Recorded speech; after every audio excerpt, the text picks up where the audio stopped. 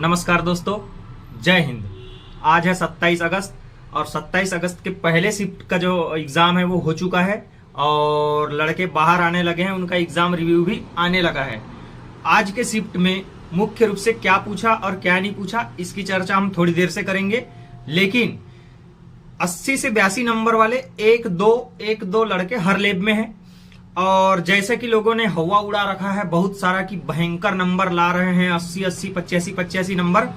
तो मुझे लगता है कि गिने चुने हर शिफ्ट में जो है हर एक लैब से एक दो लड़के। इसके बाद पता चला कि जो 70 से ऊपर वाले हैं वो 4-5 लड़के हैं, लेकिन मैक्सिमम लड़के 60 और 70 के बीच में नंबर ले आ रहे हैं। 60 से लेकर के आप 61, 62, 63, 67, 68, 70 तक के आप मान के चलो कि 65, किसी का 68, इस प्रकार से नंबर आ रहे हैं।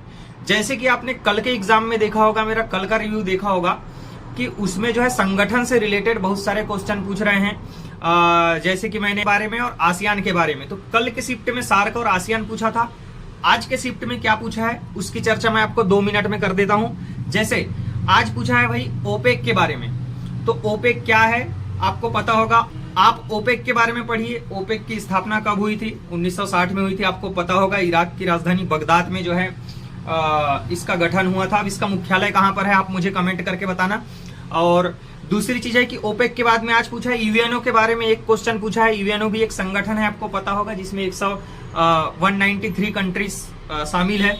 इसके बाद सतलुज नदी के बारे में एक क्वेश्चन पूछा था और नदियों से रिलेटेड एक क्वेश्चन और पूछा था, जिसमें क्या कहना चाहिए कि कौन सी नदी 2 राज्यों को अलग करती है, ऐसा कुछ क्वेश्चन था। और उसके बीच में 2 राज्यों के नाम दिए हुए थे और नदियों का ऑप्शन दिया हुआ था। ठीक है, तो नदी से रिलेटेड क्वेश्चन पढ़ लेना, संगठन से रिलेटेड क्वेश्चन पढ़ लेना।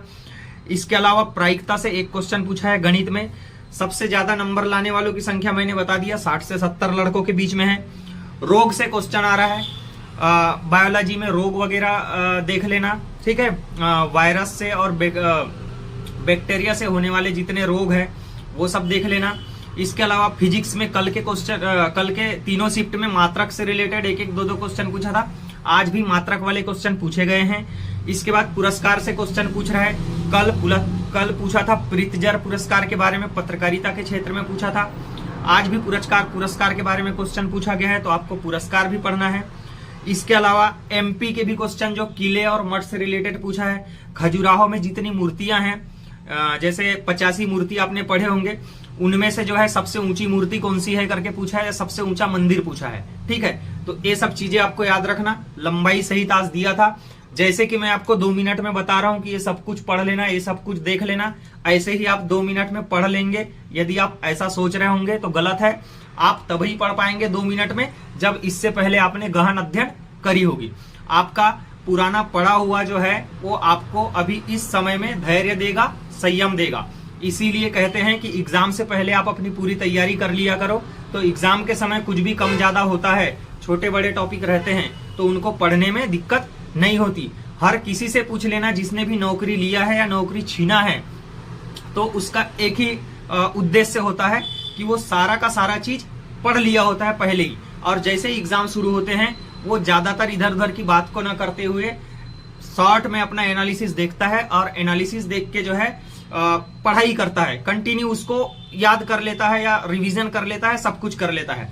जैसे कि शुरू दिन से आपको पेपर का पैटर्न पता है, वैसे ही पेपर का पैटर्न अभी भी चला आ रहा है।